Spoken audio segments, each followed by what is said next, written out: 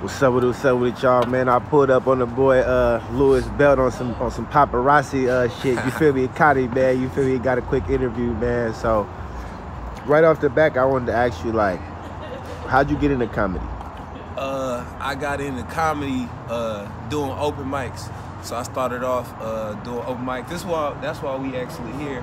I'm creating something that I didn't have when I started comedy. It wasn't too many places where I could do open mics at and perform live. So I was driving to Sacramento and just all over the place, just, you know, trying to find a little place where I could practice and shit.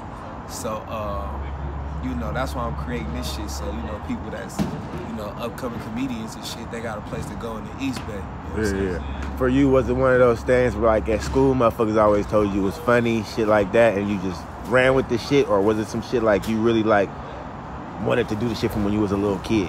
Yeah, nah, I didn't want to do it when I was a kid. I never had, like, no dream. I don't want to be a comedian. Hell no. People used to always tell me, boy, you hella funny. You should be, like, a comedian or something. And I took it as, like, disrespect growing up. Like, let me fucked up. Like, you feel me? But I know I was going against my gift, you know what I'm saying? Because, you know, I wanted to do something that was more publicly probably accepted, you know, sports, rap, whatever, you know what I'm saying, street shit, whatever, shit, you know what I'm saying? The normal shit everybody go for. Yeah, but the comedy thing was just really my calling. I had to accept it because when I had nothing to lose, I kind of felt like, I got nothing to lose, so let me try it. Yeah. And I tried it, and then that's how I found my gift. And so, was it was the open mics first before you actually started doing the skits online in sonniebo? Yeah, I was doing open mics first, doing stand-up comedy, and then I realized I wasn't famous and people didn't know me and people didn't pay for comedians that they didn't know. Like, so I was funny, but I didn't have people to come support because they like, nigga, why would I pay to see you? Nigga, who is you? Real you shit. Know, so that's why I started It's just like doing shit like this. You doing the open mic because, you know, for sure, even though you got the people paying to come in this motherfucker, but it's still like, at the end of the day, it's only 20 because the motherfucker know you paying to see up and comers. Exactly. So it's like I'm bringing all the attention so people can see people that they wouldn't see. Yeah, exactly. You know what I'm saying? Exactly. So that's how I got started, but it wasn't nobody, it wasn't no comedy club or no comedian that was big enough at the time. So it was like I'm going to open mics and there's 2-3 people there. Yeah, feel me? Because nigga, nobody going to no open mic to see comedians. And I feel like comedy over the last couple years has expanded. Like it's more like it's sought after. Like I feel like on social media, even more than a rapper, you kind of can do more numbers on social media than rappers. Sometimes I feel like a person will pay attention to a comedian more than a rapper showing the guns in their videos and all that shit. You know what I'm saying? Damn, I really feel like that. Like think about how like when the Asian cat passed away. You feel me? Think how many people were saying like, damn, like watching your videos made my day. It brought laughter to my day. You don't say that shit when you watch a rapper. You feel me? You feel me? And that shit really make you want to go do some negative shit majority of the time watching the rap video. You know what I'm saying? So when you see comedians, I feel like over the last couple of years, even with like, if that's what you do on social media, I feel like it's something that blows up even faster than other things if you really are talented at that shit. You know what I mean? Like a rapper, you can be posting music videos all the time, but if you're a comedian, you posting quality content on that comedy shit, that shit gonna go up. Like for real. Damn, I never looked at it like that. And so that led me to my next section where I want to say, what was the first skit you did at sonniebo that went viral that got you to this point where you at today? That's funny. The first sonniebo skit I did went like Bay Area viral. It was the one when I'm like, why? I guess it was like Bay Area niggas be like, and then I put on my sonniebo wig and I was like, hey, check it out.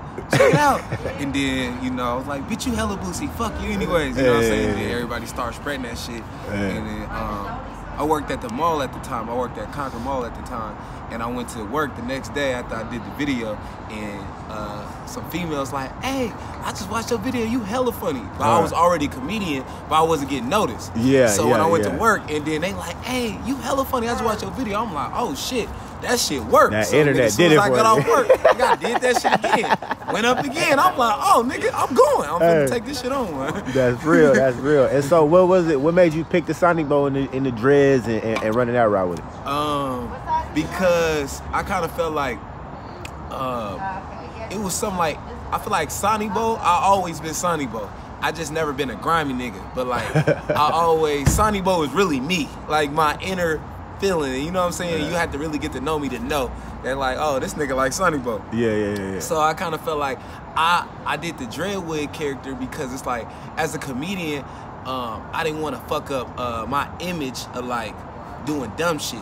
Because at the time, all the shit that on the internet was going viral was stupid shit. It was like bunk gang and boot gang. And the nigga running from this, all the doing weird stupid shit to go viral. Yeah. So I'm like, I want to go viral, but I'm not finna do no stupid shit as myself. Yeah. So I'm like, shit, if I make a character that's doing hella stupid shit, I'ma still be Louis Belt and still be able to wiggle how I need to wiggle. You created an alter ego for real. Yeah, it's like, it's a character. You can't get mad. So that's why I was able to do Giddy Up and go to Walmart and knock hella boxes down, because it's like, it's a character. What you gonna get mad at? Exactly. You know, so I created sonniebo to really do shit that I would do, but I won't want to publicly as yourself, as myself. Real shit. And I saw, when I first discovered you, I saw you were spending a lot of time with Filthy, like in the beginning and shit like that. Was like in the beginning, was you gonna say fuck it and just be a comedian under FOD type shit, or was it just like you knew Filthy from past Oakland shit and it was just like working together type shit? That's a good question. That's a very good question. I was just, sonniebo was popping at the time. Filthy popping. You feel me? So it was like he was popping, I was popping. But of course he had way more notoriety to his name than mine at the time. So shit, he hit me like on some like, you hella funny. I'm like, nigga, oh, that's what's up, man. You feel me? Appreciate it. And then I'm like, let's do a skit. He like, let's do it. Then we met up. Then I started doing skits. But that's a good question, because at the time I would have like fuck around and been like a FOD. You took that chain fast. Give me that chain, nigga. I'm on this shit. Give me the chain. I would have signed those shit like that back then for sure. You feel me? So that's a good question. But that was just through. We didn't have no past relationship before. He knew me for the viral just through shit. Okay, and that's I knew him through. So he strictly just reached out on your talent, basically. Yeah, talent shit. That's what's up. It wasn't no shit like that. I always thought like, maybe them niggas went to high school together or some shit like that. Nah, he waited together. I'm 27, so you know, I was juiced because I'm like, I grew up slapping Filthy, so I was juiced. You know what I'm saying? Yeah. And so I wanted to get in. Since you went viral, since you blew, bro, like you've been around some big comedians, bro. Like I've seen pictures with you and Mike Epps and shit. I want to say, did I not see you on like a very pretty big comedy it was on Netflix, man. Def Comedy Jam one of the times or something like that. Oh, okay. You was there or some shit like that. I seen you on that shit. Like, how did that shit feel like when you started? Like, you know, I feel like the internet shit and the shit you do around here is kind of like it's gonna come automatically based off being from this area and achieving some success. But how does it feel when you start being around like big people and you actually going to do shows out of state and things like that? You graduate out of the local shit. Yeah. It was. You said the question was, how did I feel? Or how do you feel? Like, how did you feel like when you start getting to that level? Like when you start seeing like, damn, like these niggas just paid me X amount of dollars to go out here and open up or co-headline with such and such. You know what I'm saying? I mean, I feel like LA taught me that. Not taught me that, but I realized it when I was moving around LA because like shit in the Bay Area, most of the time people from the Bay Area live in the Bay Area. From the world we live in, it's black culture. Like we don't know people from Silicon Valley or how the fuck they got to the Bay.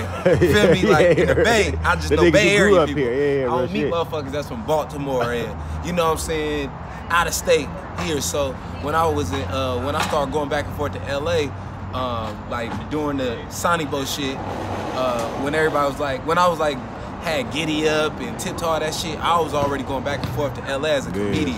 Even though I was just popping on some sonniebo bass shit, I was always doing my comedian shit. Regular shit. You know, out here in LA. So when I started getting noticed about like Alex Thomas, like he, you know, he been on Players Club and you know, The Wise, she been in hella little movies. Like, you know, he an urban legend. You know what I'm saying? So when he knew me, I'm like, that's crazy. Like, you know, I gotta shoot for the stars. You know, because out here, like, you know, I kind of feel like it ain't no inspiration that you can really just make it that big. You know what I'm saying? Because I didn't have no example. It wasn't like I was following anybody. I feel you that on that exactly. Even at anything though, at anything we do, I feel like it's in entertainment, music. I feel like it's a plateau. We don't get those same numbers like people from the South and New York and shit like that, and those same fan bases, like those same brand deals. Like it's a different we kind of like, even as an independent entertainer, you still even kind of dealing with independent sponsors, so the money's not as big. You know what I'm saying? Everything's independent out here. Exactly. I start dealing with more of the corporate world when I started being in Los Angeles. So you know, it's people.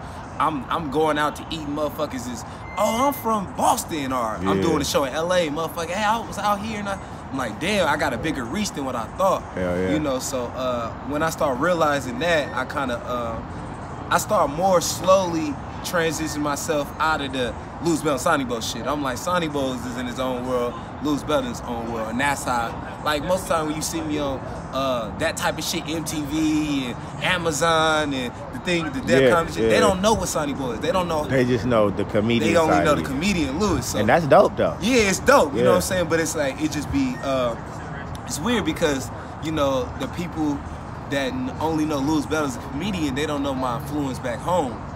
And the people out here, they know my influence here, but they don't know my influence is bigger other places because they know Luz Bell the comedian, not sonniebo or Lou from the Bay. They know, like, hey, it's people that know me don't really know where I'm from sometimes. I be have to put on, like, no, I'm from the Bay. You feel me? And that leaves me, I only got a couple more questions because my battery gonna go low.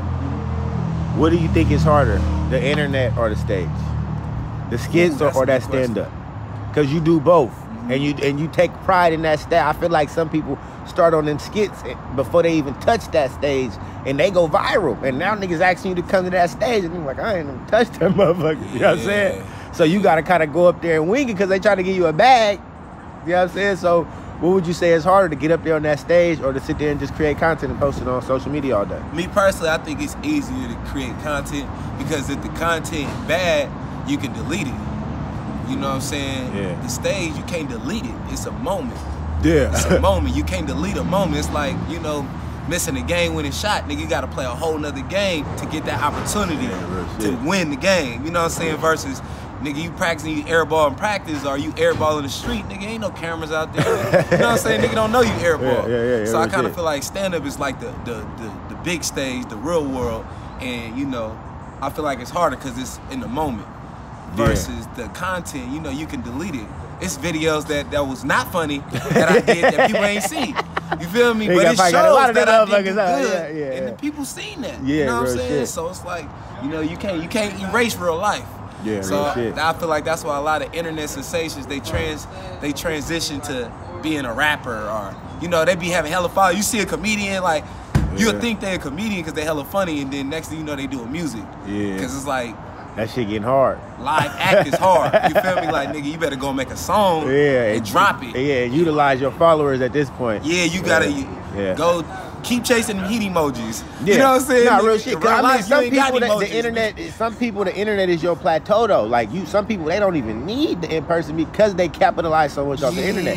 And I would probably say there's probably some comedians that started, like, you know what I'm saying, back in the day with the stand-up that probably don't do good in them skits and shit like that. You know what I mean? Like, and I feel like it's a select few that they mastered both to a certain element. You know what I'm saying? The Desi Banks of the world and shit like that, where you see them viral on the internet still, but you still see them maybe in a movie or fucking doing stand up on a big show too and shit like that. And they made me like have to respect them because I was like one of the first people in my generation that I know publicly that was like, it just felt like everything was so segregated. It just felt like it was all internet motherfuckers and it was all stand-up comedians. Like, I came up with all the OGs.